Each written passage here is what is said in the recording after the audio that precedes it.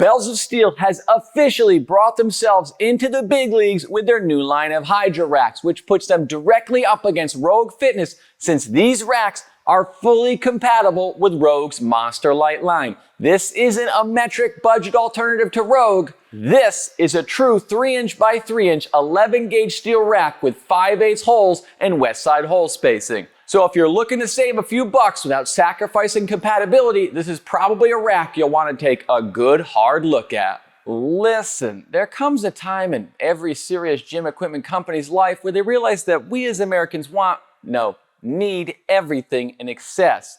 Enter the Hydra rack. Large, overbuilt, and more than any of us will really ever need, but if your wife is asking, remember, this is a budget line of racks. Then just show her a fully stainless steel Rogue Monster rack or something, and she'll celebrate you for saving the family so much money.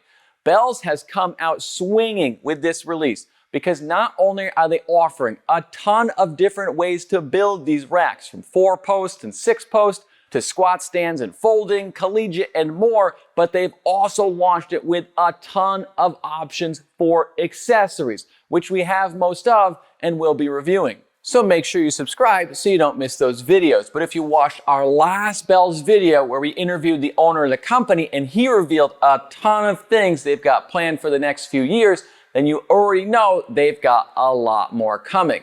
Not only that, if Bells doesn't currently offer what you're looking for and Rogue does, then there isn't much stopping you from putting their stuff here or vice versa.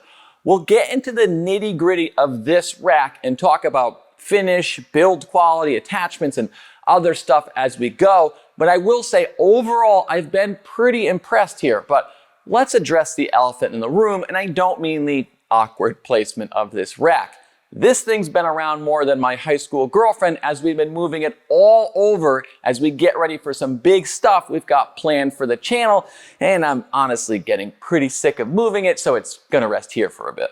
What I mean is if you take a look at the Hydra racks and Rogue's Monster Lite line, it would be impossible not to notice the similarities, even down to the 1" holes for the Rogue Slinger cables to travel through. Now, I'm not saying Bells copied Rogue. No, wait, that's exactly what I'm saying. But to put it in a nicer way, Bells has created a budget Rogue rack, which are two words I never thought I'd hear together.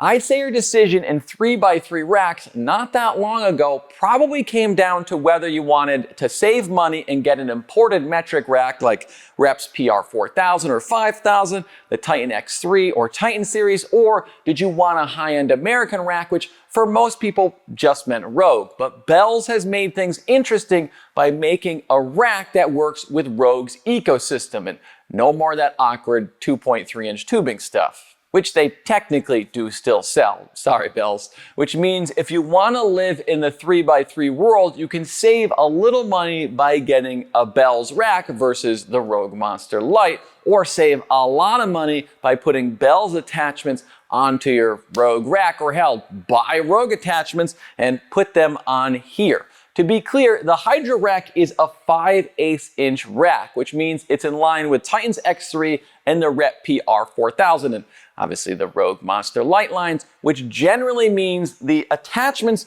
aren't going to be as beefy as a 1" hardware rack. There aren't as many holes on the sides of the upright. This is a terrible example because I've covered it all with J-cups, and the touches won't be as high end, though they're still very sturdy, well-built racks. They're essentially budget versions of 3x3 racks, which is kind of like buying a cheap Porsche. Now, I'm not going to go on record saying every single Rogue or Bells attachment will perfectly fit on the other, because both Rogue and Bells have an insane amount of rack configurations available, but it sure as hell looks like they will. Rogue does offer more finish options, but Bells has more height options, and we could probably go back and forth all day pointing out subtle differences. But what it really comes down to is these are two highly compatible racks that perform very similarly. So you want to put Rogue sandwich J-cups on here without having to shim them? Go for it.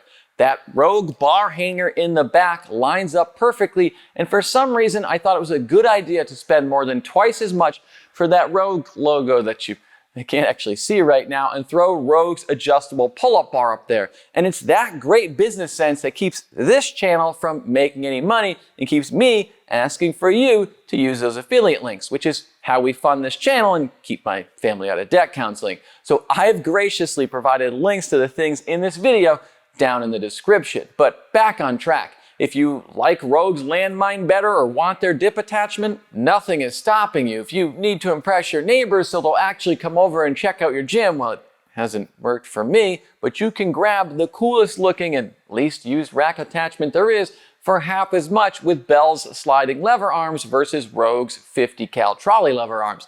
Or even add options the other doesn't offer, like getting Rogue's ghost roller cups for your Bell's rack or putting Bell's seal roll pad on your Monster Lite. And if you're saying, well, I could have made most of that work before, sure, but if you tried to put metric attachments like reps or Titans onto a Rogue rack, the measurements are off by just enough to make things awkward when you try to force something into that second hole, since things don't always line up well. 3x3 metric racks are pretty compatible with each other because the tubing they use is 75 millimeters by 75 millimeters, making it a little smaller than a true 3-inch tube like this, which means when putting an attachment from a metric rack onto a customary rack like this or Rogue's, everything is going to be a little off and too tight, and going from Rogue to metric meant you'd have to shim things because they'd be too loose.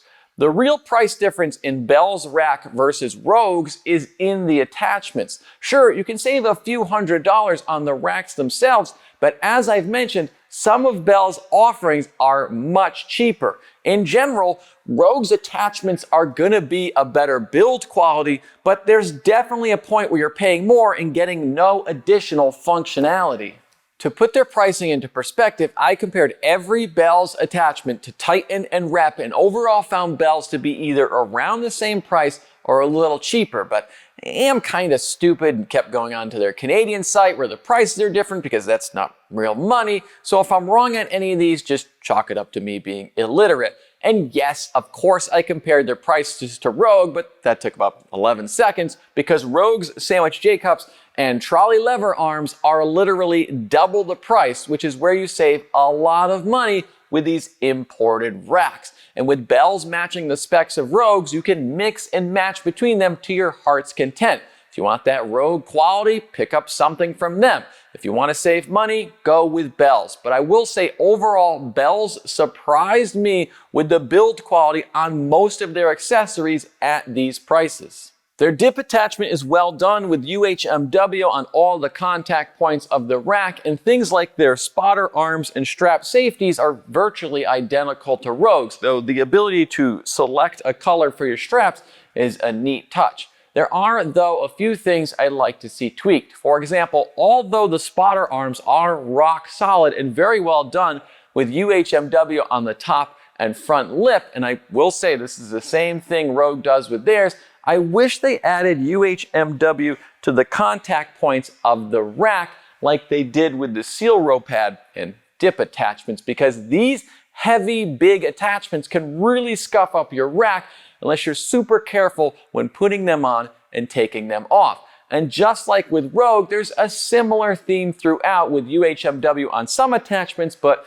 not others. Sure, I can and will add UHMW tape to the J-cups and safety straps, but I just wish Bell's had added it because it would have been a nice touch over Rogue. Last two things, I swear, and I know I might sound overly critical here, especially since I really feel like Bell's has overall done a pretty good job with all these accessories, but in an attempt to be thorough in my normal whiny self, I'd have extended the UHMW a little bit lower on the sandwich J-cups, because if you have friends like mine who think a rep doesn't count unless it hits the rack, well, it would be nice for the underside of the J-cup to be protected too. The landmine works well, rotates smoothly, and the UHMW on the top lip is a nice touch because Rep, Rogue, and Titan don't have any. But, and there's always a but with me, isn't there? Kind of feel like I missed a Winnie joke there. Anyway, they could add some kind of protection for the end of your barbell because it'll be up against a bolt within the landmine. And if you added protection on the top lip, it makes sense there too. I just threw a chunk of foam in there I had lying around, and I accept it as it is the cheapest option of all the companies I've mentioned, but it would be a nice addition. Last thing, I swear. Now, I'm about 87.63% sure it didn't come with washers to keep the landmine from rubbing on the upright of the rack, but this place has been a bit of a mess as we try to expand and plan for new content. So forgive me if I'm wrong, but without those washers, the landmine's going to scuff up the finish on your rack, so I just threw 2 extra ones I had in there. We're going to be reviewing the trolley lever arms, seal row pad, and lat pull down in a separate video. But if you don't want to wait for that one, then I'd say they're generally pretty well done budget options. I'll be the first to admit lever arms aren't something I typically use, but lots of creative people come up with all kinds of cool ways to program them into their workouts. And these have worked pretty well for me so far. These things are tanks though, which I suppose can be a good and a bad thing.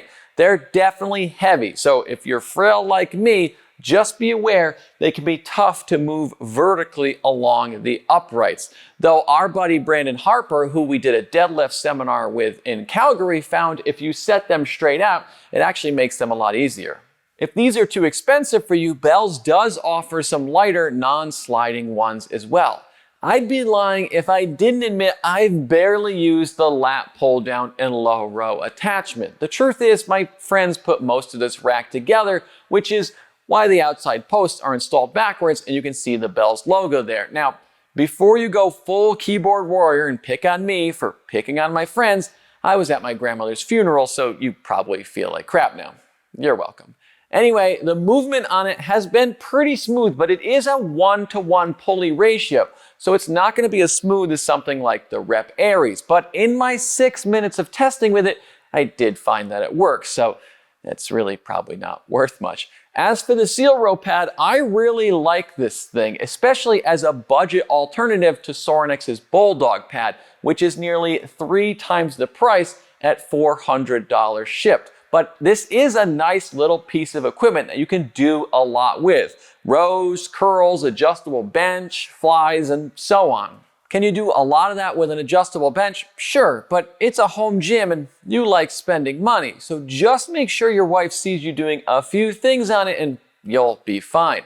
At this price though, it's not too hard to justify, and my only complaint so far is it would have been nice if they put a little UHMW back here, because if you're careless, you can pull the pin and it'll smack your rack. Overall, this rack reminds me a lot of the Rep PR 4000, as I don't really see much of a quality difference here.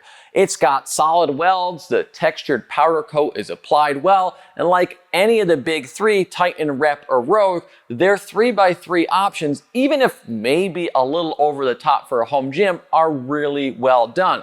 So I suppose if Bell's keeps this up, it may become the big 4, because they've made things really interesting here. As before, if you were picking a rack, you'd kind of pick if you wanted to live in a metric world like Rep or Titans or Rogues. But with the Hydra racks and soon the Manicore line, which we revealed when we interviewed the owner of the company, that's their line of 3x3 racks with 1-inch holes and hardware that's directly compatible with Rogue's Monster line, well, your choice has just got a whole lot harder, because these racks should definitely be on your radar if you're debating a new rack setup.